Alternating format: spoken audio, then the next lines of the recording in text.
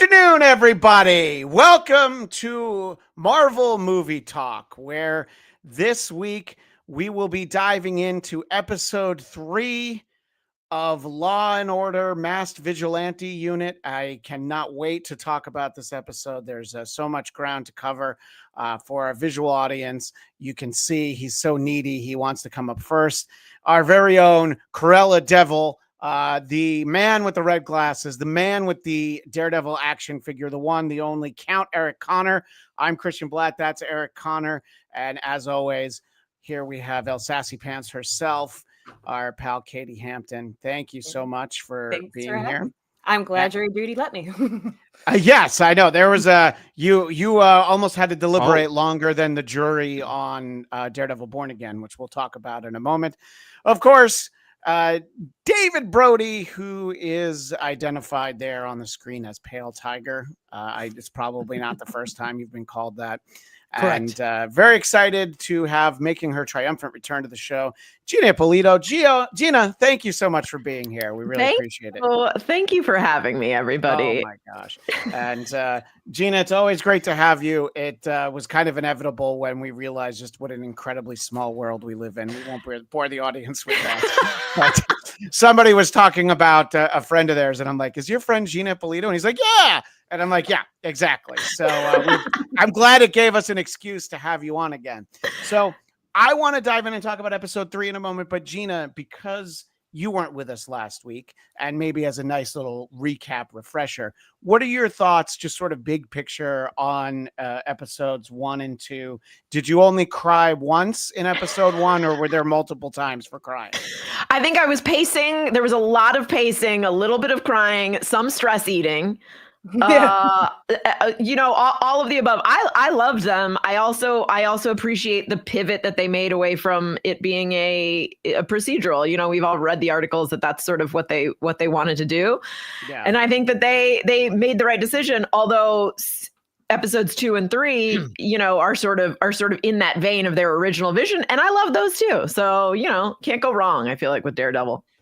Right, exactly. And, this is very consistent with, I think, what we, wanted. The idea that we would get a continuation of the Netflix show was unheard of, even when this series was announced. And I think they found a happy medium where it's like, well, we've got Charlie Cox. We've got Vincent D'Onofrio. There's no reason to ignore the great television that went before. And I, for one, think that they're doing a great job at a very slow build. There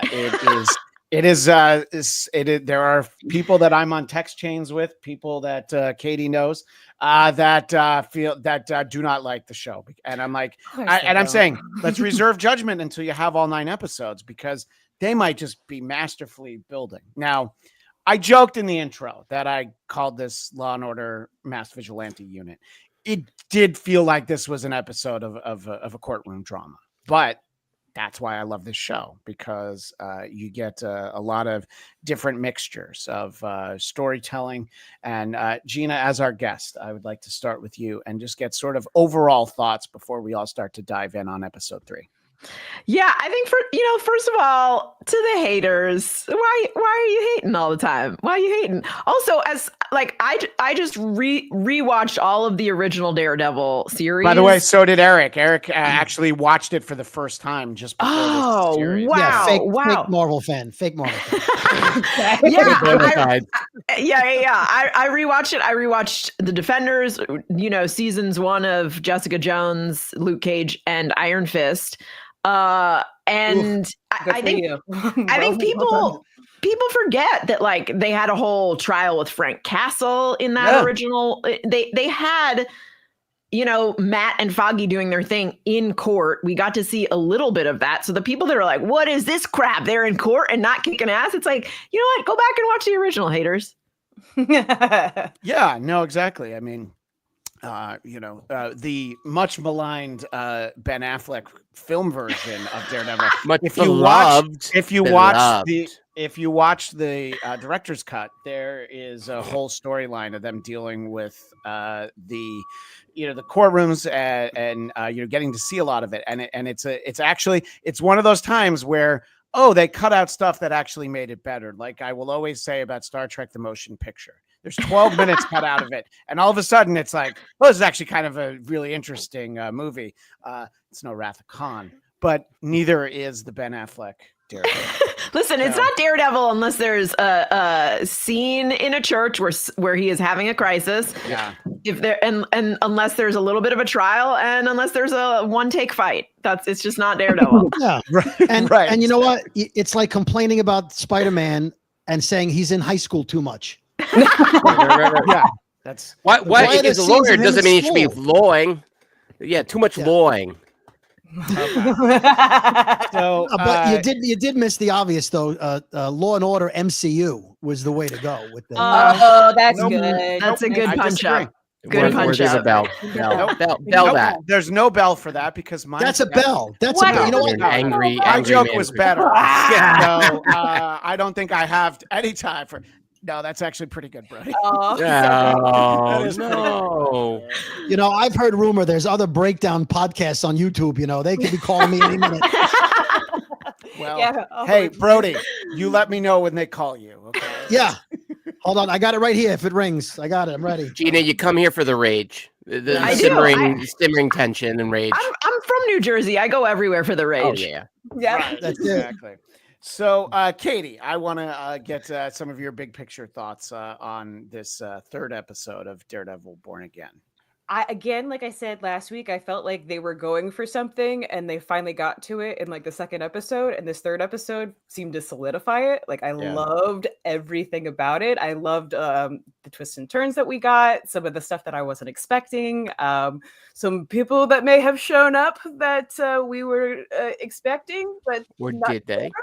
Or Yeah, did no, we'll talk about that once everybody's chimed in because I don't think I agree with you. Okay. Yeah, and Could've so been a this scroll.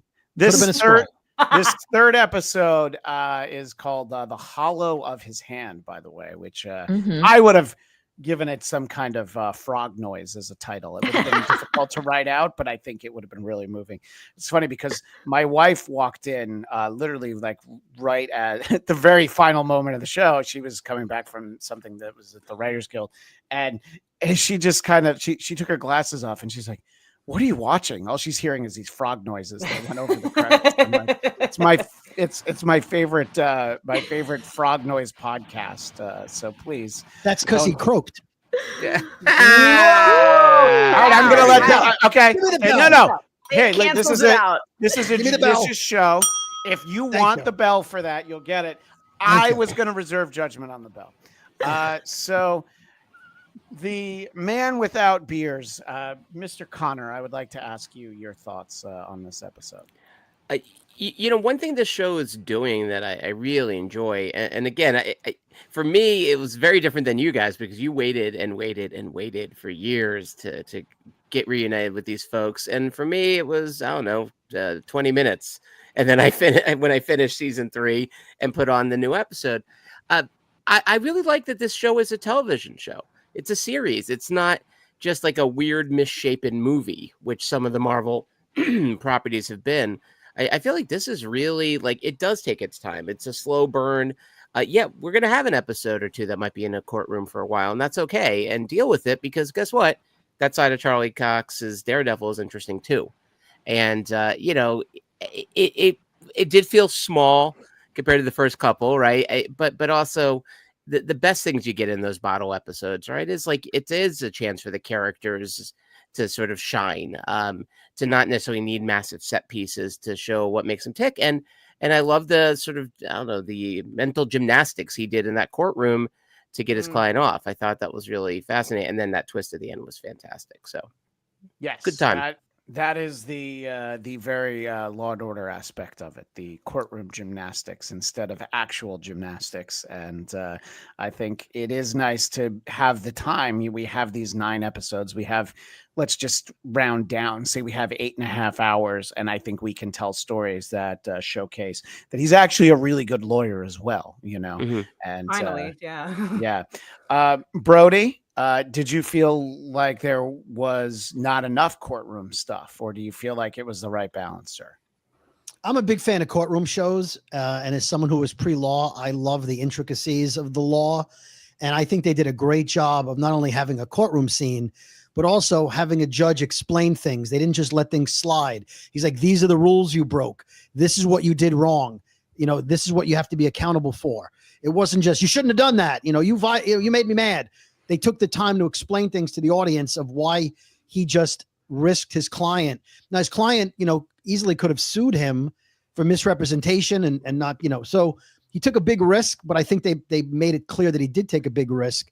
He went for the home run at that point because he had to. I loved it. There was definitely a plot hole when we'll talk about that later when they pulled the van over looking for the witness, but the witness showed up. I was surprised that he didn't testify. I know he was afraid for his life, but nobody threatened him to that point. And he went under the assumption he was going to testify. But that being said, high. a little, yeah, they gave him drugs. Paranoia, man. Paranoia. Yeah, that's it. Yeah. Let's be fair. Let's be fair. He had definitely gotten some good shit. He was really high. He wasn't just a little high.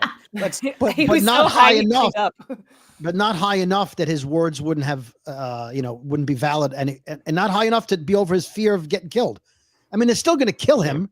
He's still a loose end, obviously. So you might as well go down swinging. So I was surprised by that. But no, I love the courtroom stuff. I didn't need, Matt. I thought the constant comparisons to White Tiger giving up his career and him saying, you might want to, think about a life not being a vigilante. You might want to think about your family and your friends.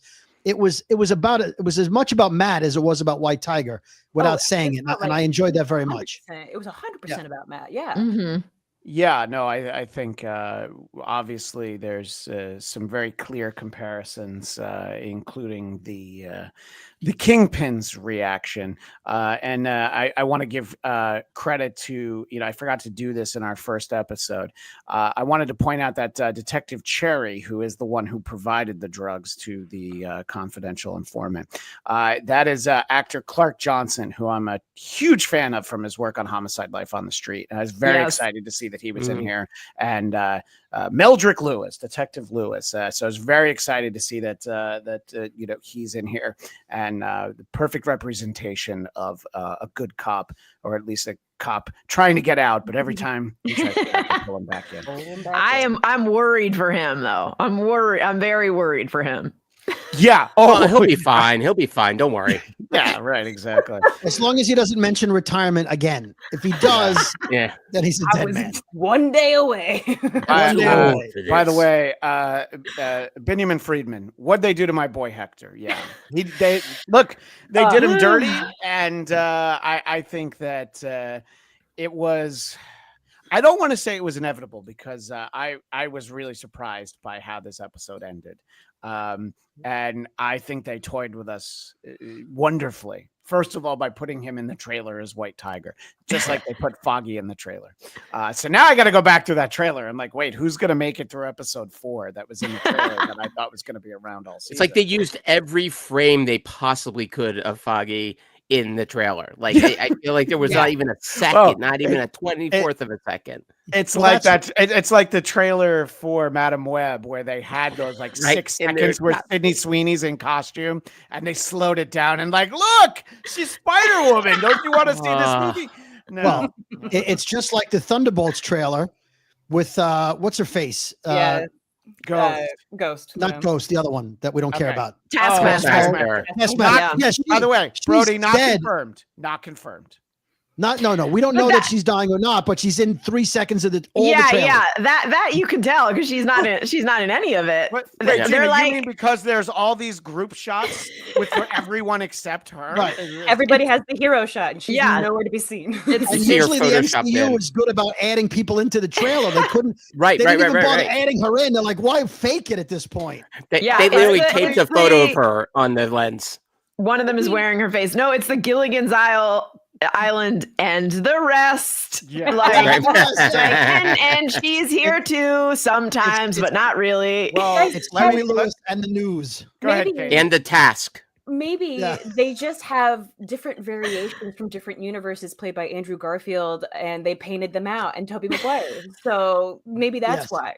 We just have to get a video of her in an interview. I'm going to put a different theory out there that perhaps she's going to get her own spin-off show. You know, like when the Ropers moved out. And, so they're actually going to replace her with a CGI Don Knotts in the film. And they don't want to show us that because it's going to be the most amazing thing that we've ever seen. So what you're saying is a third of the way through filming, they said, Taskmaster, you are so awesome.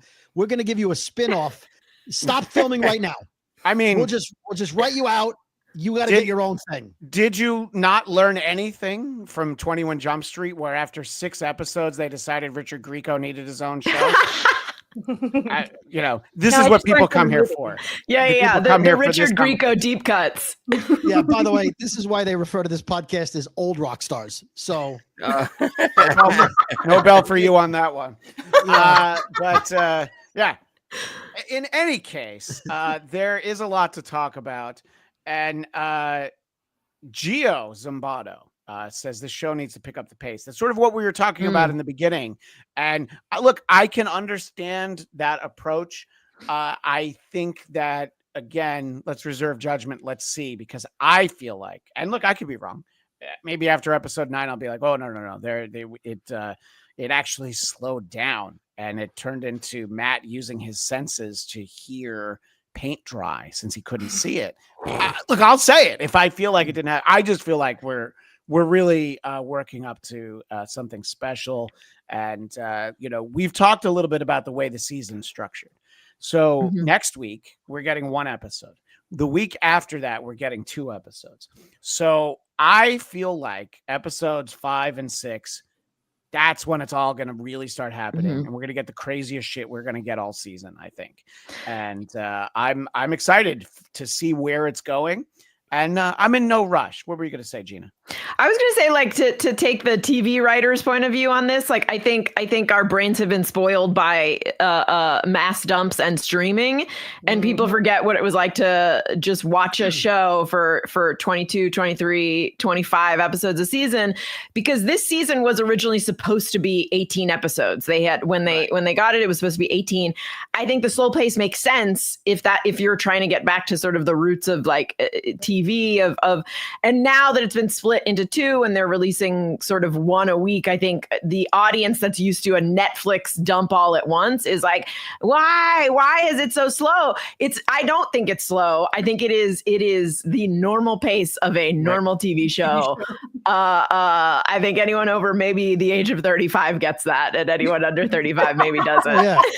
Now, when you say massive dump, are you referring to Secret Invasion? Yeah. I'm talking about what happens when you cram all of the most powerful MCU characters in your mouth and then poop them out into one giant arm. That's correct. Yeah.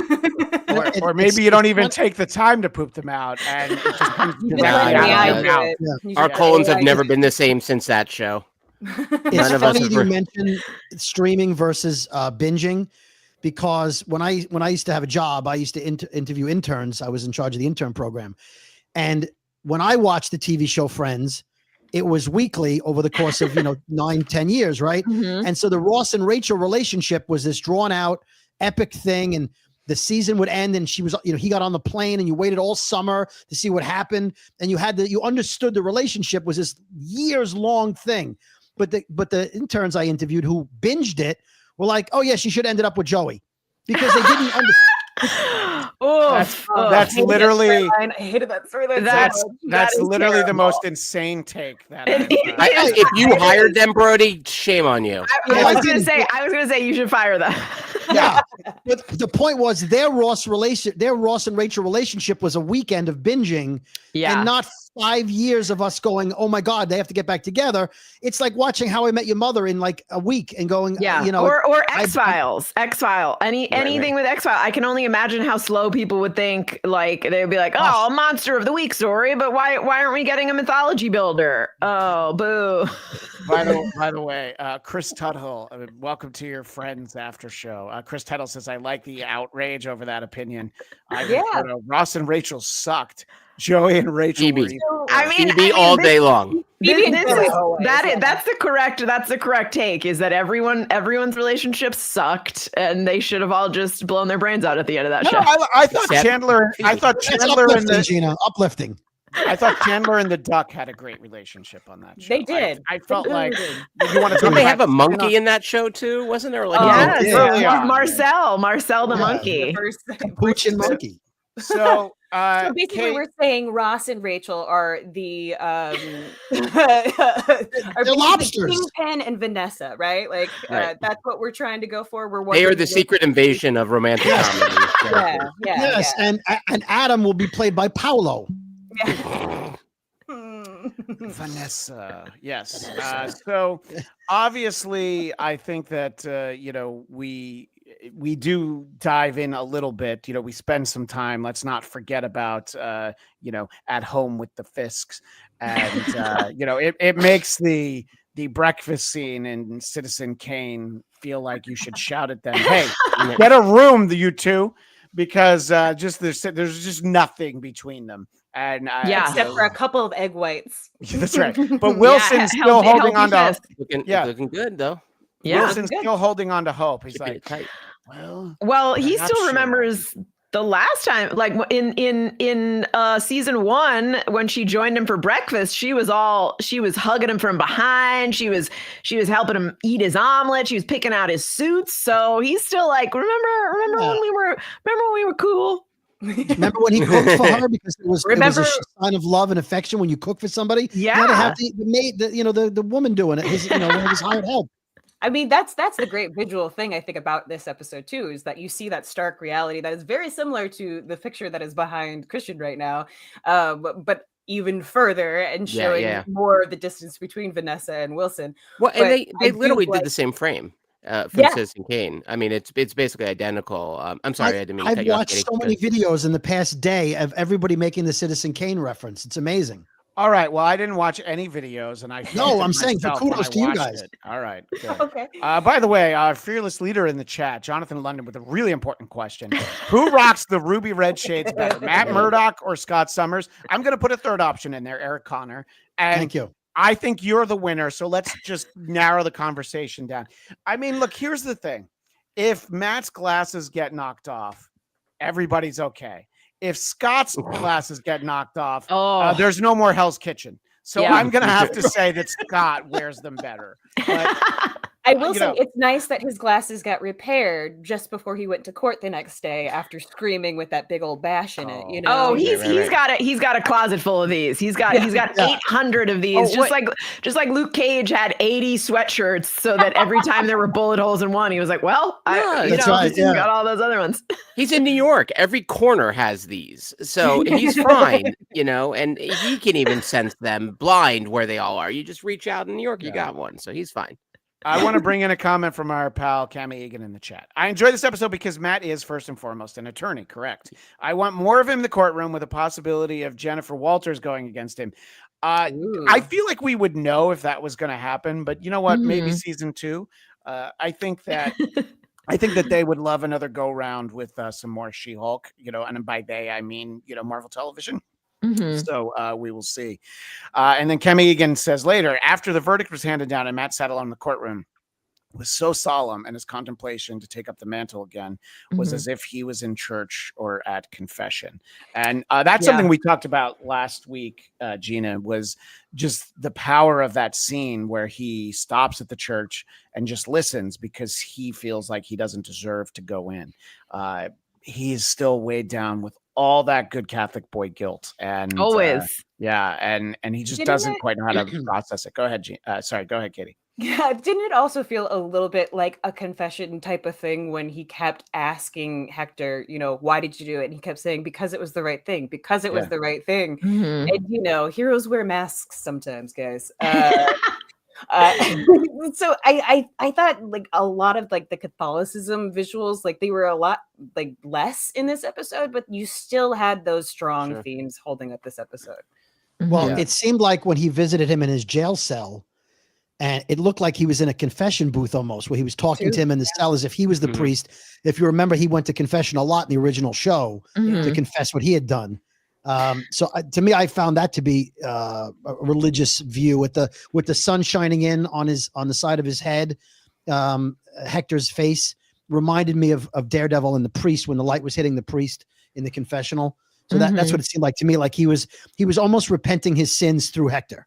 You know, again, another example of symbolism. Hector was him, just he got caught, right? Yeah. Right. Yes, and sorry, I. Oh no, I think You're going through a wind tunnel. Don't tell him. Don't tell him. No, it's better this way. I got a ring the bell. I got a whole thing going on in my ear right now that I got to figure out how to turn off. But, Okay. So a little bit more courtroom talk, Katie. You know, just sort of the ins and outs. Let's talk about the judge. Okay, so the judge, what a handful this guy seems to be. He like at first is very much like against everyone, and now he's also pissed that he lied to him. Like I'm not really sure where the judge actually lies, other than trying to be non-partial. I don't know. What do you guys think? I actually liked it because when he immediately denied him bail, I was like, oh, is this? He answered that so fast in the previous episode. He answered it way too fast to the point where I was like, oh, is he in someone's pocket? Is he in the pocket of the NYPD? And then after that, he ruled in Matt's favor when he suppressed the evidence of Hector being White Tiger. So I was like, oh, with the line, do the right thing. He said something to the effect of "do the right thing." Yeah. He was like, "Do the right thing, Spike Lee. It's a masterpiece." But be like decent to each other. But if like, you know Bonfire of the Vanities. Yeah. I like that he seems more realistic. Like, listen, I've been my comfort show right now in this insane world we live in is Law and Order SVU reruns, and those judges a lot of times will do that. Like they'll be like, "Yeah, this is because I'm following the letter of the law. I'm going with the defense now. I'm going with the prosecution." I like that he didn't end up being, I mean, he still could, but I like that it wasn't like, oh shit, the cops have this guy on payroll, which is what they would have done in the original series. Like someone would have, and in this one, it's just like, no, he's just being a judge. Matt's being a dick. He's being a judge. He ruled against him. Then he ruled for him. Then he was mad. What do we think of Ladastro's comment? Because Matt's a smooth talker. I mean, he absolutely is. I mean, when you think of the blind date, no pun intended, that he was set up could not have been more of a disaster, and yet he still salvaged a relationship out of that. I mean, he honestly, he's reminding me of the Lincoln Lawyer at this point, where he's just like, you know, I'm sorry I pulled a move on you, but you know, this is how I win my case. Yeah. And the law was on his side. The fake law. I need a moment with the chat. Ivan Soda says, Christian, I'm guessing they changed White Tiger's ethnicity since they always change Puerto Rican characters to Mexican or Cuban. Ivan Soda, you know I love you. If you want to know what happened on this show, then don't stop watching it. Don't come in here and ask me what happened. Also, they covered that in the last episode, so you're too Puerto behind Rican, now. Okay, I'm sorry, but it's the 5th time you asked that. All right, so enough. And if you don't want to watch the show, don't watch our show. It's fine. I'm not watching it because it's that woke shit where they're going to make him not Puerto Rican. No, look, I know he's going to be mad at me now, but I'm just. And now we're only going to speak Spanish for the rest of the episode. Okay. See, Blanco Tigre. Why wasn't he Blanco? Why wasn't he Blanco Tigre? Wouldn't it be Tigre Blanco? Actually, yeah. I hope Ivan Soto didn't leave because now he can tell me. Wouldn't it be Tigre Blanco? But that's right. Yeah. Look, I know because they killed Foggy. It's great, so you don't have to watch it. But Foggy killed himself. Don't ask questions about it. No, you didn't see the episode. Foggy killed himself. Here's the thing. Very surprising. In my life, it's a very hot take, a very divisive opinion. I've never seen a minute of Game of Thrones. You know what I don't do? Ask people what happened on Game of Thrones. That's all right. That's for other people to know. You should. That could be your whole personality, though. You could go into any situation and be like, "Hey, what's with those dragons?" It's a pretty good idea. My dad. I only watched The Simpsons episode 1. Can you tell me what I missed? No, I actually only know The Simpsons from the Tracy Ullman shorts. I felt like I kind of got it after that. Yeah. Squiggly lines. I get it. Yeah, exactly. So our pal Eric did send some images that I wanted to share. One of them is what we were talking about earlier, and I was trying to share it earlier, and that's what got you in the problematic. Exactly. Well, yeah, the brightness of your computer. Yeah, I know. I that's actually why I'm sharing it. Is No, because the sun was illuminating them. I'm explaining how the shot was set up. yeah. I also have an overhead in the next one and a shot list. Well, yeah, and then of course you made the comparison that apparently everybody's making, but I appreciate the fact that look, it's the greatest portrayal of bad marriage that was ever filmed, as far as I'm concerned. Also, I will say not the first time they had an homage to Citizen Kane in The Defenders with the restaurant scene. They go over the sign and in through the glass, and then they show the Defenders at the table, which was a shot for shot from when he's, when they're going to find his girlfriend at the restaurant. I actually thought that Wilson Fisk was going to be a Charles Foster Kane figure, early in the run of this season. Like I thought Vanessa, he was going to put her in Broadway musicals, and then he was going to stand up and be clapping for her. It's a theory that, or at least Orson Welles when he was selling peas and Gallo wine. I would have taken that version. There's a lady in Lancashire. No, that's not so. Now this is who's going to ride the sled. Rosebud. So this is a pretty great image. We're talking about running into dirty cops in the bathroom. Love this moment. By the way, yeah, where's so good. You want to run into a dirty cop? The men's room. I love how amazing it is that when he responds to him, he's just like, I don't know who that is. Are you talking to me? Who's there? Is someone there? Oh, brazen. Oh, he turns on the blind brilliantly. Like when he pulls out, like for his one, I think it was the closing argument, and he busts out the cane, and it's like somehow he got blinder as the case goes on for sympathy. Hey, justice is blind. What are you going to do? Yeah, no, I thought that, by the way, this, I didn't look him up, but this actor, he plays a tremendous dirty cop. And if I look him up, I'll probably see he's been a dirty cop on Law and Order. He's been a dirty cop on NCIS. He's typecast. No, what if he's like the exact opposite? What if he's like, I'm a school teacher now who sings to sick kids in hospitals? With that really great New York accent you just did. I mean, that's it's a part of Jersey that she's from. That's Staten Island.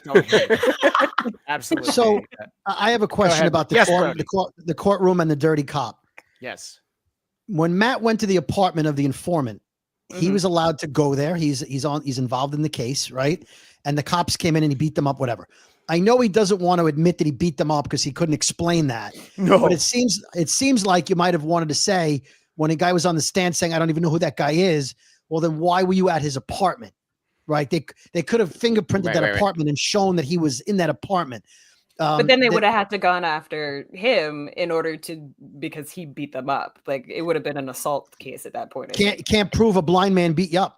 But I think it opens. I think that this is what this is part of what this episode is all about. It opens a can of worms for him that he's not ready to have opened. He knows that someone could put two and two together. Like, oh, you're a blind lawyer who absolutely brutally kicked the ass of two guys.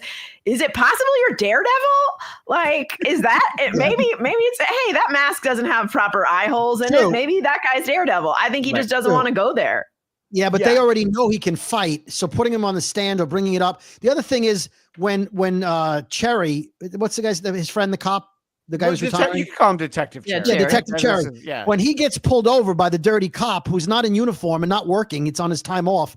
He isn't obligated to open that after just being on the stand. Yeah, right. Yeah, he isn't obligated to open the van. He only opened the van because he knew it was empty. But then they don't have Detective Cherry come in and testify that they just pulled him over to influence the witness. I found that unusual that they wouldn't have done that either, unless Cherry doesn't want to get involved either, because otherwise they'll target him. I think but there's all this other evidence.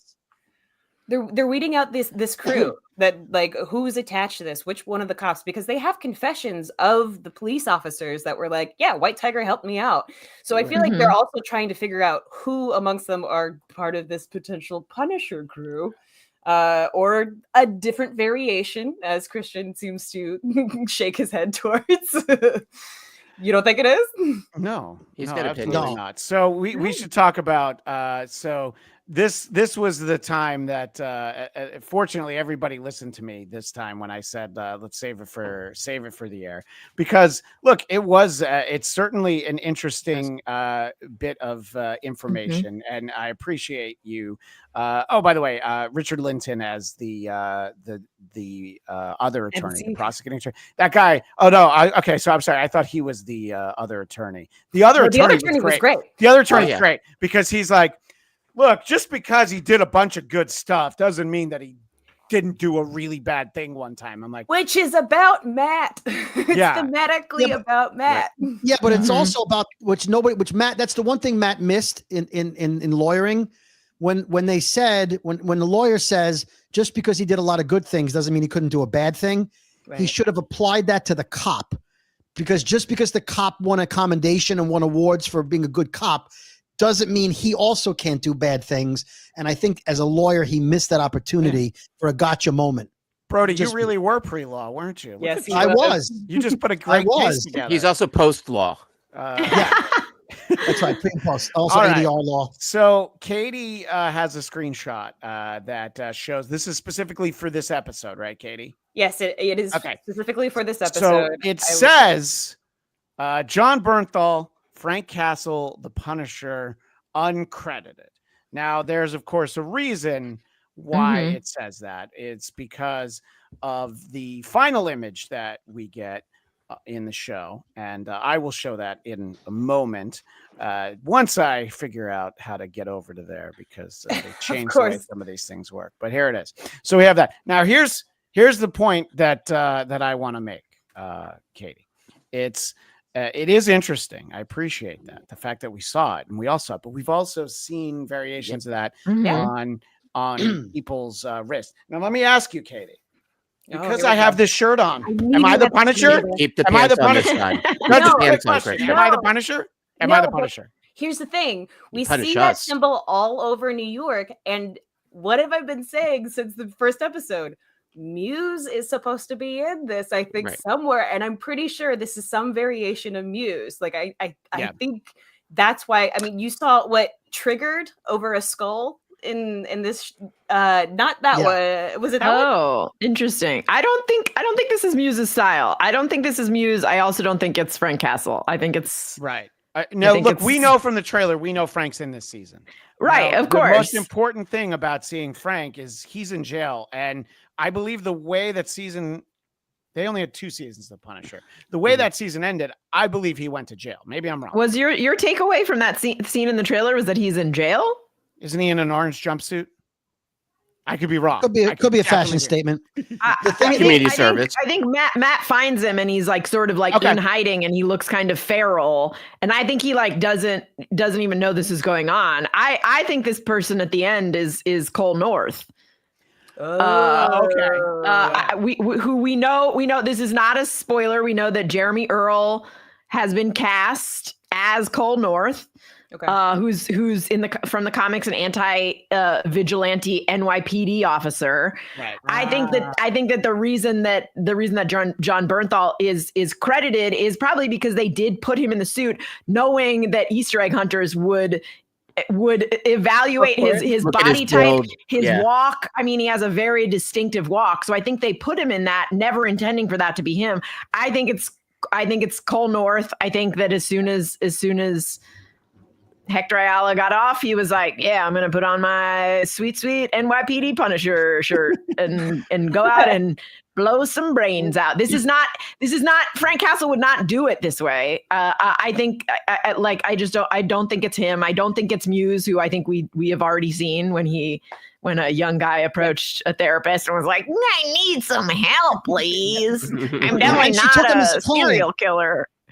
Yeah, and she took him on as a client. We talked about that last week. Like, I have problems and I worship you. Okay, I'll take you on as a client. You seem normal. We know that. She like gave him her info, but he could have called and then she could have been like, let me refer you to a friend of mine instead. Oh yeah, because that guy's going to take no for an answer really well. She gave him a random 1-900 number, so she's fine. BetterHelp.com. As far as Punisher and Christian, your shirt, I'll say 2 things. In the scene on the show, that was not a Punisher shirt. That was a full-blown Punisher outfit with metal and armor and everything. You can see on the left side, or his right, our left. I'll also tell you, and I'm not going to give it away, but if you there's set photos that show who that is online. Online.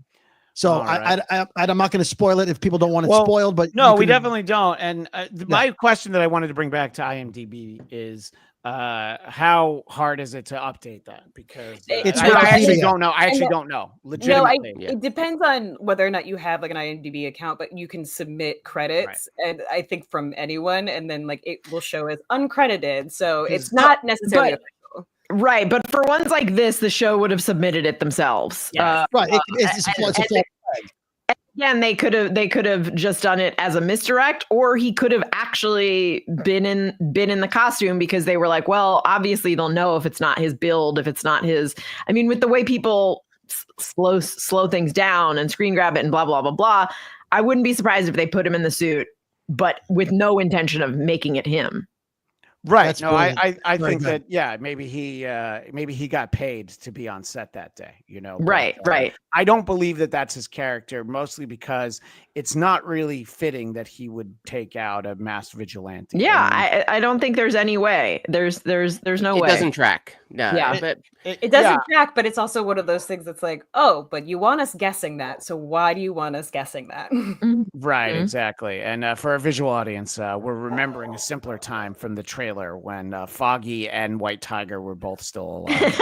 And in the very beginning, Wilson Fisk isn't even the mayor yet. So it's so much has happened in a show. In a show moving so slowly, a lot's happened. they have really fit a lot in there. But so let me just ask, Katie. Now you feel like that's John Bernthal. Do you think that Frank Castle shot White Tiger at the end of the episode? I don't think so. I think there's something else going on. Like there's clearly some kind of perversion or variation of what people assume Punisher is standing for. So I feel like it's kind of a little bit maybe a 1-to-1 to certain people who have certain symbols on the back of their cars or across their t-shirts or on their flags. Or in the flag. Yep. They're very, very dark but blue flags. Yeah. So I feel like it's a little nod to that. I don't know who it is. I am curious. I do find it funny that John Bernthal is uncredited but still listed in the IMDb credits. And I looked at the credits at the end and I didn't see anything, but I was very curious about that. Right. And I knew that if Gina didn't think that Frank was in jail, I have to go and prove her right. So now watching the trailer again, though, I know what it is. We see Bullseye in the orange jumpsuit. So in my head, that's what I thought. But conflated them. So that window looks like, it does look like there's bars on that window, though, in your defense. I just thought I just thought it was, north of 96th Street. So I think he's a feral dude hiding out in a basement with bars on the windows. That's what I think. Exactly. So the White Tiger was feral. Oh man, why didn't he just listen to him? Why didn't he know? Bellis. Why didn't he just not put the mask on for just like a couple of months? Yeah. Like he's like, all right, I'm gonna. Yeah. Or by the way, maybe a new mask, maybe go for like something a little different, Yeah. People know who you are. Now I have a question. The actor who plays White Tiger is deceased. Correct. Mm-hmm. Yes. Sir. Yeah. Unfortunately. With all the rewrites and the reshoots, is it possible he didn't die in the original version? Because no, I'm serious. They never show the actor again once he's found innocent. And when you look at IMDb, there's a double listed. A photo double. Yeah, so you can see in some of the scenes. Yeah. So that maybe when he puts his mask on at the end, it's not him. And when he walks down the street, it's not that actor. And when he gets killed, it's not that actor. Because the actor, did they decide to kill the actor because the actor died and so they killed off the character? No, let me just correct you for what you said. Did they decide to kill the character? Because you said something different. So did they decide to kill the character because the actor died? Right, like 6 months ago. My understanding is that they were pretty far. They were long done by the time he. But to your point about reshoots, though, Brody, I think it's a very. That's what I mean. Yeah, Could they have added the murder as a reshoot. Like, hey, listen, the guy's dead. We're not going to bring him back in 6 episodes. Let's make a more dramatic ending because he's not in that whole. He's not in those 2 scenes. Yeah, the actor's not there, so they didn't need him to film that putting the mask on and then walking down the street and being killed. That could have been done long after the actor was gone. That's just a theory I had. I just wanted to throw that out there. I don't think so. I think to me this seems like from a writing perspective, giving Matt that victory and then snatching it away from him is a very Daredevil thing to do. Giving him that moment of peace immediately followed by I just think from a writing standpoint it makes more sense to kill him. I agree with you, but did the original writers think that? In other words, I think so. I think so. I think it had to be just because it was so part of their scene together. Like him saying, like, you shouldn't put the mask back on. And he's like, I can't. It's part of me. It's like, this is how I live. And he's like, you got to think about your family, which immediately he doesn't. Yeah. Also the promise that he'll see those Koki again. He'll hear their little frog lament. That was clear foreshadowing that this is going to be another person that Matt lets die. To Gina's point, there were 2 things. There's this like wonderful story about the frog, and then also I had just bought some flowers. I was going to bring it up to. I got us a place in the South Bronx. Oh yeah. First of all. He's doomed. He's doomed. I was just like, oh, come on. I put on a red shirt at that point. I didn't think it was the end of this episode. But and the wife is even like, oh, I didn't know that. I forgive you for everything. Our marriage is going to be great from now on. As soon as you all get you had released. to say was you didn't mention apartment. I would have forgiven you for the cheating and the vigilanteism. Right. So, telling me about this whole thing, and then the kid is just there like, yes, Daddy. So Eric, this is 2 weeks in a row where you have grabbed a screen grab that I'm very hesitant to show because you're taking like literally the worst moment in the show. Last week you had Foggy bleeding out. And again, I know we have all the disclaimers, but I don't want to leave it out there. Are you okay, Eric? Do you need to talk after the show? The glasses are making these choices, not me.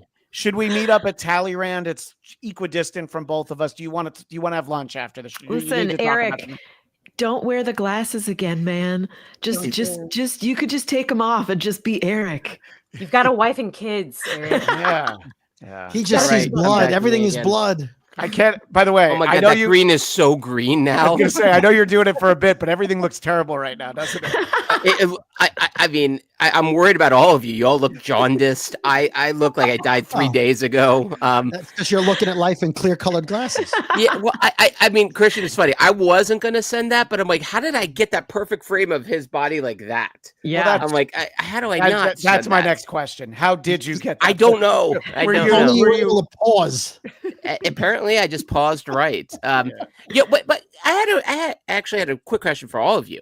Because I rewatched the fight at the end of episode 2, mostly because I'm like, I'm in the mood to see him yell, and so he does that great barbaric yawp at the end. It looked to me in rewatching that scene like he broke both their necks. Yeah, you do hear a crunch. Oh my God! And the head doesn't do that. At least, or maybe it does it, but just once, and then you're done. And then the guy shows up and he's just got like, he looks like he had a rough day, but I was a little taken aback by just how violent that scene was. And I truly thought when I watched it the second time, especially, I'm like, I think he might have killed them. But then of course he didn't. Yeah. But did anyone else take that? Because I don't know maybe it was the red glasses. Yeah, we were talking about that at work. We were like, did he just kill at least one of these dudes? Because it definitely seems like it. And obviously, we're supposed to sort of think that. I think a lot of people, there were like a lot of tweets online that were like, I think that guy's dead. Yeah. At the end. Sorry, go ahead. Go ahead, Katie. I mean, it just feels like a little bit like when Spider-Man throws people off of roofs and then like suddenly they're still alive. Like there is a bit of that. Or Daredevil. Yeah, right. I mean, it's the same thing, really. Well, but it's it's one of those that I was like, are we meant to question that? Because like, are they super serum soldiers? Because that was a lot, and to recover from that so easily with just like a little bruise. I love right. It's like when the guy comes back with an eye patch after getting shot in the head at point blank, like Kingpin did. Well, you know, I do think that. By the way, at the end of last week, yes, I thought that he had killed both of those guys, and I was like, oh man, Matt's really gonna tear into some legal briefs, and he's gonna really work extra hard as a lawyer. No, I thought that all right, he's clearly a man without fear. But yeah, look, when they want us to know that people are gonna be alive still, I think that they should do, and Gina, you're gonna know specifically what I'm talking about. In G.I. Joe, when they have everybody's parachuting, there's always parachutes after planes crashing. Oh, but look, there, so it's like, let us know, by the way, look for this guy next week. They wanted us to live with it. No. Yeah, right. He has a little parachute that opens while he falls. Say, if those cops had been wearing parachutes, I wouldn't know. They've been wearing parachute pants for 1 foot. They wanted us to wonder for a full week if this was when Daredevil went into murder. A neck brace, at least a neck brace. I mean, where was the guy with his arm in a sling? They snapped his arm. Yeah, we didn't see that guy. We only saw one of them. Yeah, that. I think that guy's probably much worse off. This guy, it's probably he just went home and iced his whole body. Gina, because this is the first time you're with us talking about Daredevil Born Again, I think we need to make sure we include the most divisive aspect of Daredevil Born Again, which is Michael Gandolfini. And I just can't. Every time he's on screen, I'm like, nope. You're like, you're not even, the good kind of Nepo baby. This character, he confuses me. When he showed up in the trailer, he was like set to some sort of like doom and gloom music, and I was like, oh. And at first, my theory was that he was going to be like a son or grandson of Rigoletto, who Fisk killed to rise to power in the comics, who also his dad owed money to at some point. And then they talk about it in season 1, Rigoletto disappeared. I thought that this was going to be like a long con, that he's cozying up to him. Now I think maybe that's what BB is doing instead. But yeah, if he doesn't turn out, and then I was like, is he the Rose? Is he some version of Vanessa and Fisk's kid? I know they weren't together long enough to have a kid this age, but is it Fisk's son that's the Rose, but with another woman from the comics? But now I just think he's just a red herring that they were like, and this doofus is in here too. Yeah. Right. Is he important? Probably not. And so I'm like, what are you doing here, man? What would you say you do here? I love your theory about the long con, Gina. The idea that, look, and there's still time for that long con to pay off. If he's just around being a doofus because he wants to get close enough to, I don't know, kill Fisk at the right moment. Okay. There'll be something to be said for it. But I have big problems with the character, but also the fact that the actor, for me personally, brings nothing to it. So I'm distracted every time he's on screen. I thought that this was going to be my favorite episode of the series, and there he was. Well, I need to talk to your friend BB. That's why I thought he's got to turn out to be the son of a famous gangster. If he turns out to be Rigoletto's son, that is a great in-universe joke of oh, his dad in real life is really dead. He played one of the most famous mobsters in history. And then this guy is his son. But I don't think that's what's going to end up being. Now I think he's just a doofus from Staten Island who's there to make a one-liner about how great Staten Island is, and then derp away while BB sort of flirts with him to get closer to Fisk because she knows that he killed her uncle. So I think that is the red herring part. I think when people saw in the trailer, they were like, oh, he's going to be a major character. And it's nope, he's a dumbass from Staten Island who loves it and never wants to leave. That's his role. I think two thoughts on him. One is, imagine Godfather Part 4, and the only character they bring back is Sofia Coppola. Oh my God! Second, you think you're going to go see LeBron James play for the Lakers? Nope, you're seeing Bronny James. Every time he shows up on camera, part of it is I can hear Christians, maybe because we live close to each other in Burbank. I can hear your pain, and he brings so little, and even bring up a red herring. What would be a red herring for? sort of just incompetence at the local government level. Like I don't see Can't what imagine he's that. bringing at all, and how he got this role. You think about the other person they considered for this part, who probably went to Yale and Juilliard, and really is paid their dues, and then all of a sudden did the best audition of their life. It's like, oh, we gave it to one of the Gandolfinis. Sorry, buddy. It's a strange, and he gets too much screen time. Maybe it was was nothing.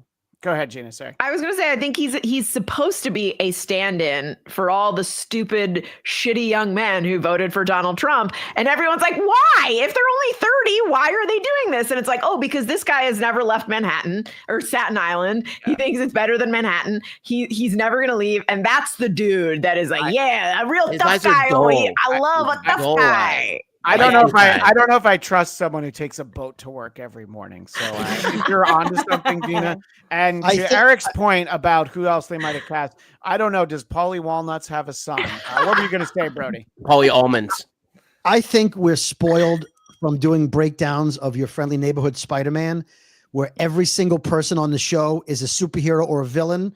And every episode we're like, oh, that's going to be Rhino, and that's going to be Ned's going to be this person, and that guy's going to be the, I don't think that's the case anymore. I think we're not watching that show, and this guy's just an idiot. I mean, I love Gina's thoughts of what he could be, but I think deep down, he's just a doot-doot from Staten Island playing the role of doot-doot who's good with social media, but in essence, he's still a doot-doot. Which is how we refer to people. He's not good at social media. BB North is good at social media. Yeah, that's true. Well, I agree with all of that. The importance of social media. Yes, he's smart enough to know to get somebody who's good at social media. He's good on Threads. He's on Threads and only Threads. Right. He's the guy who's like, I'm not an old fart. We need to, bring in some youth, and your numbers on TikTok are great. But that doesn't mean he knows anything. He just knows, I'm young, so we should be on that stuff over there. Yeah, he does seem like a superfluous character that becomes unnecessary the second BB is in the inner circle of Fisk. Yeah, right. Yeah. I don't think he becomes Rhino. Is really what I'm saying. I don't. No, I agree. This was me theorizing just from the trailer when I was if they cast him, it's got to mean something. Right. No, there's no way that a casting director owes someone a favor, and they're like, yeah, fine, you can be this guy. Katie, I feel like you were going to say something before. I was just going to say that I loved BB North's little section this episode because there was one actor that for no reason whatsoever other than that he was just very natural. I was like, that was a really good actor, and it was it this guy or not that guy? It was the guy that was like the old guy that's like, if someone comes up next to me, I'm gonna take out my piece and shoot him in the head. That old guy.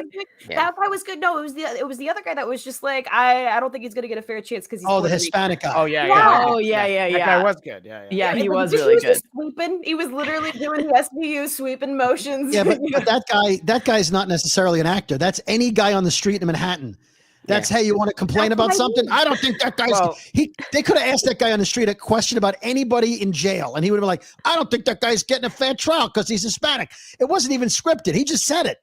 I know. I was like, either that was a really well written line and a really well performed line, or they just found a guy off the street. Yeah. It was really good. No, I think they brought him over from the first 2 minutes of Law and Order when they have the blue collar workers discover a body, and it's like, I was telling my wife, no, it's not your meatloaf. Holy crap, Tommy, it's a body. Call the cops.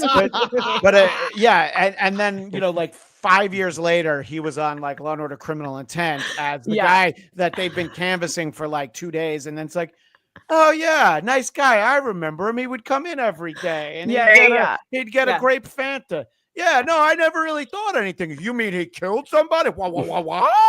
But so I think that there is something to be said for you get some of those great performances, and I hope that that's at the beginning of this guy's reel, and it should be, honestly. And it reminds me, I brought this up last week, when you get these kind of testimonials, they all always come down to those guys asked about John Gotti Jr. and he was the best guy around. Yeah. What about the murders? What murders? Everybody's that guy. Basically. We've all been mad. It happens to us. It's an interesting juxtaposition, especially if BB North is kind of in this long con situation, whereas when Matt is doing the trial, he wins over the people with the right suspicion of why he was there in the first, why White Tiger was there in the first place, not even masked. I mean, Matt basically wins over literally a jury of peers, the people of New York, by saying, hey, he's done a lot of good stuff because it was right. So I want you to see what they're doing to the people who are vigilantes. Whereas BB North seems to be capturing the other side of the New York opinion. Which is interesting because considering what happened with the CEO of the healthcare company, vigilantes are popular right now. Yes, they and are. So if you went in front of a court and said, this guy's been putting away bad guys on his own and fighting the fight because no one else is doing it, he'd not only be not guilty, he'd be a hero. People would be selling shirts and hats and, memes. And saying free Luigi or whatever. Yeah. Or that little, I crapper. I don't want to mention the guy's name, but yes. So no, she's talking about Mario's brother. Yeah. It was Mario's brother. Right. It was just March 10th on Monday. That's Mario Day. Maybe James Gandolfini's kid is going to play Mario, and that's Luigi rather, and that's who he is. He's going to become a vigilante and just shoot people. By the way, Katie was kind enough. Let's shout out actor John Benjamin Hickey as D.A. Hochberg, which at a glance I thought his name was D.A. Douchebag, but that's just actually how he. Go ahead. No, he was on 3 episodes of Jessica Jones. Yeah, he was on 3 episodes of as somebody else. Yeah, not as that character. Oh, right, not as that character. As a lawyer, as not as a lawyer, as the someone at the precinct or something. I forget, but yeah, he was a different character. But yeah, he was so infuriating in this episode. I wanted to punch his face. Absolutely, but like, what a great role for him to play. Yes, he actually did a really good job as a lawyer. Like a lot of the times, I feel like they kind of make the defendant or whomever, I guess he's more for the people, but the guy who you're opposing as like the audience, they usually make him very villainy, and they made him pretty, like, I don't know, grounded. But yeah, like you could see, he made a good argument. You're like, yeah all right. There's a before we start to wind down, I wanted to get through some of these comments in the chat. Chris Tuthill, Christian, you just fell arse backwards into a good idea. Let's recap Game of Thrones. Now thank Ivan. Thank you, Ivan, but no, I don't want to do that. Corporate Co, I thought that scene was symbolic of the relationship falling apart. So we're talking, obviously. I mean, I think that just like the scene from Citizen Kane, I agree. And Ladastro said, bet we see Frank next episode. I think it's the double dip week. I think that we'll see him then. And I appreciate Cam Egan asking, do you think his wife takes up the White Tiger mantle? I mean, if the amulet's just sitting in the apartment, why not? I mean, in the comics, it's his sister and his niece that eventually do. And we saw a young girl in the courtroom who we're assuming is either his daughter or his niece. I think it's the niece. Yeah, too young though. Too young. And then they cut to her going. I don't know. I think she's around like Kate Bishop age, which if they're trying to set up this eventual Young Avengers. Then in 2 years, she'll be exactly the right age. And my favorite comment of the day, Cam Egan. I like Michael Gandolfini, but I hope the Punisher gets rid of him. What were you going to say, Brody? You do not like him. I'm sorry. I'm going to call Cammy out. Cammy, you do not like. No one likes Mike Gandolfini. I think if we knew him in real life, we'd be like, are we inviting Mikey out? You know, Mikey's always going to make an ass of himself and have a good time. Right. Oh, I'm sorry. No, that ticket already went to Big Pussy's son. I'm sorry. We don't have room for you. What were you going to say, Brody? Would that be Little Pussy? Yes, thank you. No bell. Dallas. You said the amulet's just sitting there, at home. Whoever killed him in the street should have taken the amulet. That seems like a pretty cool thing since it's public knowledge. There's an amulet that gives him his power. Why wouldn't you grab the amulet off of him? He also said it was like part of his bloodline, right? Like, I don't know. I bet it gets wrapped up in an evidence bag, and then his niece is like, "Hey, by the way, can I have that?" I put that on eBay. Let's try to answer this question. Get a bulletproof suit. That's all. Just get a bulletproof suit. Because the way White Tiger went out seems to me, other than Daredevil with radar and Spider-Man that has the Spidey tingle, every other superhero like Hawkeye should be shot in the head. Yeah. Well, You just took out a guy with a bullet. Nobody shoots anybody anymore. Like Thunderbolts, they all shoot people. I mean, Black Widow, it's the shoot Black Indiana Widow. Jones of it all. It's the Indiana Jones of it all. Just take out a gun and shoot him. What are you doing? Kemi Egan wants to know who is the Victor that's referenced. I don't remember that character. There's references to, we talked about this last week. There's something that Wilson and Vanessa are talking about. There's the guy that they keep talking about. And I think all has not been revealed is my quick answer to Kemi Egan. Yeah. Obviously. I think with his bloody knuckles, which we don't know where they come from, like Adam. Who he's been beating on, which is maybe I think we're led to believe it's Adam. I just Googled it quickly. Victor was from the original series. He was one of like the Madame Gao Russian mafia, those guys. Oh, right. Sort of like a low level enforcer for the Russian mob. Okay. Yeah. So sometimes the inside Easter eggs are a little too inside, and we have we don't know about Adam, and I think Driver. Again maybe that'd be Adam Warlock. She's been boning a gold man. Maybe she meant Adam, ATOM from the DC universe. Yeah, right. A little this is the crossover. Well, there's so many options. Yes, go ahead. What I said last week, and Gina wasn't here for it. If your husband's Kingpin and you say to him, "Promise me you won't kill Adam," that leaves a long list of other shit you can do to him. Yeah. You didn't say don't tie him up and punch him in the face every day for good luck, or have someone else kill him, or cut his hands off. Chop his dick and balls off. That would be the first thing you do if you don't want someone to torture your wife. As long as he's still alive, he's dickless, handless, and getting punched in the face every day. But Vanessa, I just want to see that breakfast. I want to see that breakfast. You've gone down the list. Don't harm him. Make sure nothing harms him. No. But how terrifying do you have to be to say yes to boning Wilson Fisk's wife? Like clearly he knew who she was. She was on camera like a lot of times when he was getting arrested and stuff. And that guy was like, I know this guy's been arrested for brutal murders many, many times over. Well, but while he's gone, I'm going to bang his wife. Right.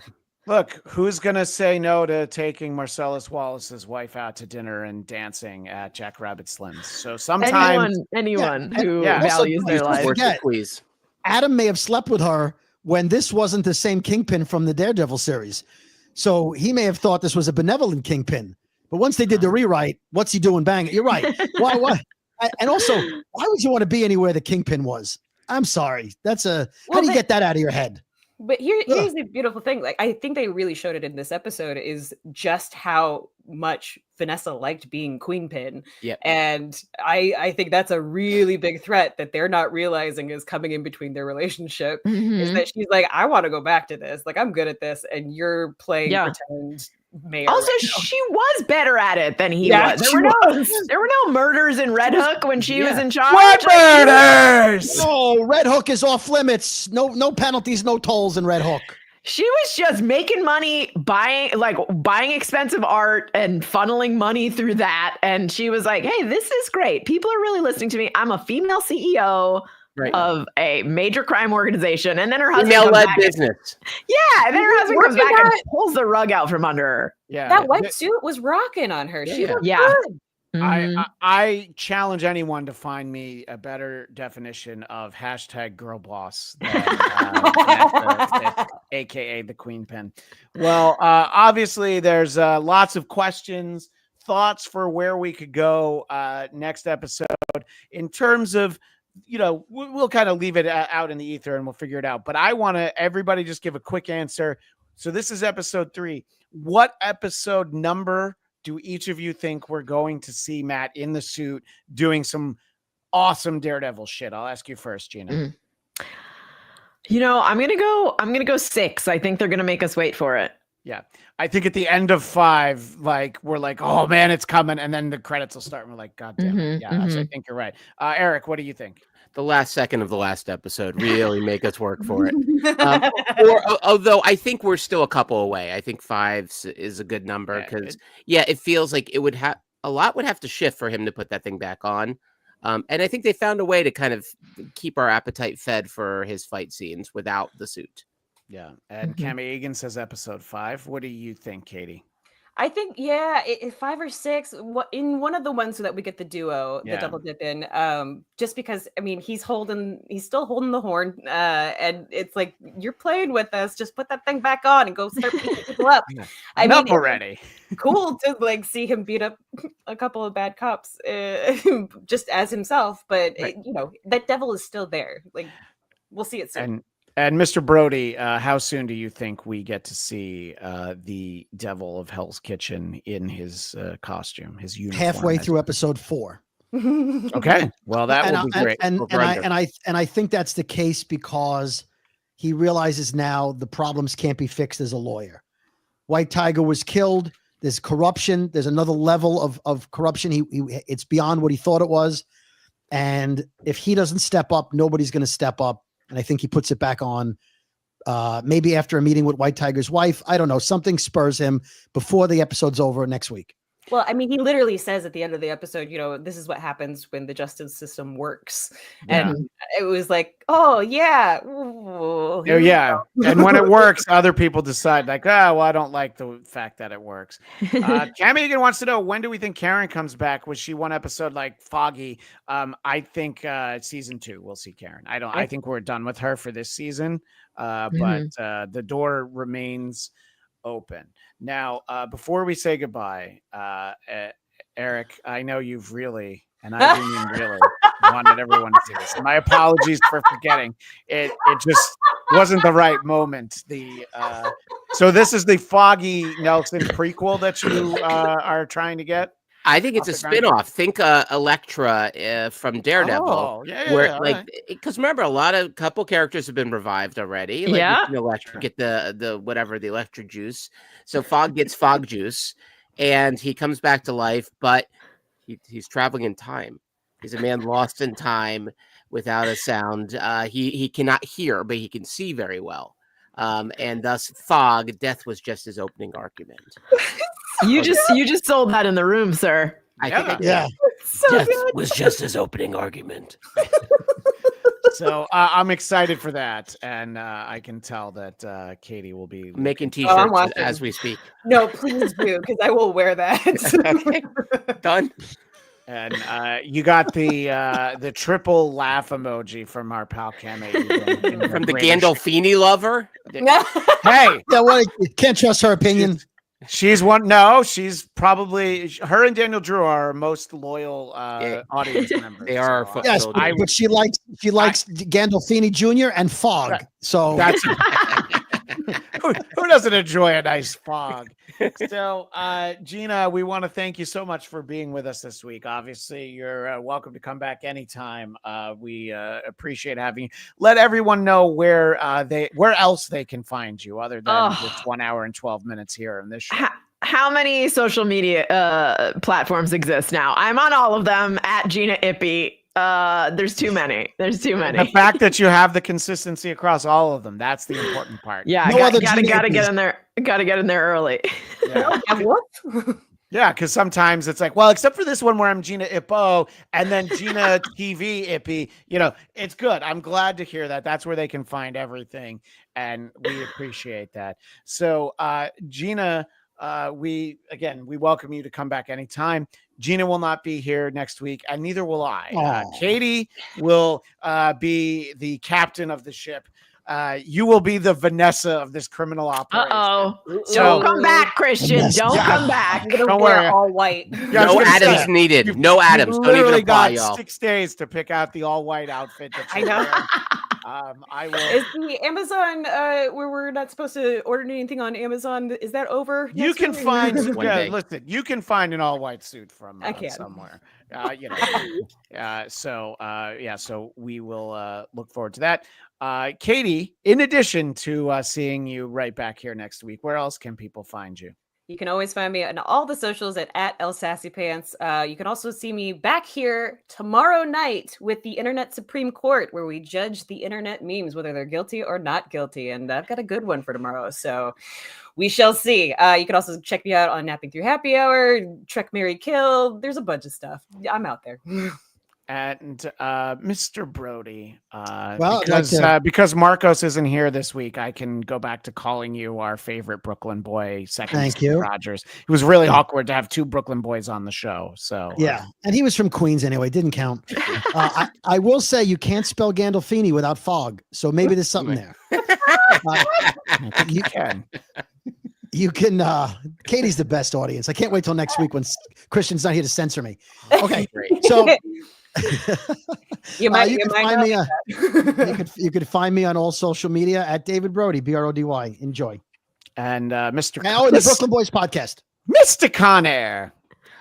Well, I will be hanging out with Katie on Friday for what won this week, still within the Geekscape universe or multiverse, depending on how you look at it. Connor, and I wanted to give a shout out, Christian, to someone that we interviewed who may or may not have worked with Scott Lang on his autobiography, and that is Rob Kuttner, whose book The Jews 5,000 Years and Counting just came out on Purim yesterday, and I'm going to be interviewing him in Burbank in a few weeks. So that's great. Follow me on socials, you'll know how to find that. So 5,000 Jews, but for you, 3,000. For you, we'll give you the friend discount. Well, I'm glad to see that, and yes, that was quite something. The episode where we interviewed Rob Kuttner to talk about co-writing Scott Lang's autobiography with Scott Lang, who of course we all know is a real person, who is Ant-Man. That was look, we had a lot of fun that day, and the name Paul Rudd only slipped out once, and I think I did a pretty good job. Oh, you mean the actor from Clueless? Right. Yes. So I think or Friends. Or We Had American Summer. Okay, but let's just start with Clueless. That's where the series begins. You can find me on social media at Christian DMZ, and of course my personal podcast, the Bladtcast, BLADTCAST, where we cover so many things over there. Lots of pop culture. We did a lot of breakdown of the Oscars. We commemorated the 50th anniversary of Alice Cooper's Welcome to My Nightmare. And we also had some roundtable conversations with some of my former NBC Page friends, including someone Gina knows, Tim Sicardo. We talked about working Saturday Night Live. And in that episode, we point out just how old we are because we remember working Saturday Night Live's 25th anniversary. And then this year they went and had the 50th. So you'll be able to find me in all those places. And of course, who are these broadcasters? Tuesdays, 2 p.m. Eastern, 11 a.m. Pacific. And this week, a bonus episode, Thursday, 2 p.m. Eastern, 11 a.m. Pacific, because we're taking the kids to spring training in Arizona for their spring break. And so that's why I won't be here. I'll be excited to see what you do. Hey, Katie, try not to wreck the place, okay? I'll see what I can do. And make sure you get a bell. If you want to, I have a bell. I have one. I was gonna say I'm not bringing you on vacation with me. I think there are apps, you guys. Yeah, but it's not as cool as this one. Anyway, thanks again to Gina. Thank you, David Brody, Eric Connor, Katie Hampton, and everyone in the chat. And I was gonna say goodbye. Yes, Cam Egan. We'll have to talk about this when that movie comes out. I did see that Cam trailer, and yes, I thought it was worth staying on for a moment to talk about it. Yeah, I am very interested, but not excited for that project because I feel like it's going to be a bit of a bummer, and by that I mean a colossal bummer. But thanks for asking. In any case, speaking of Stanley, as the great Stanley would say, Excelsior.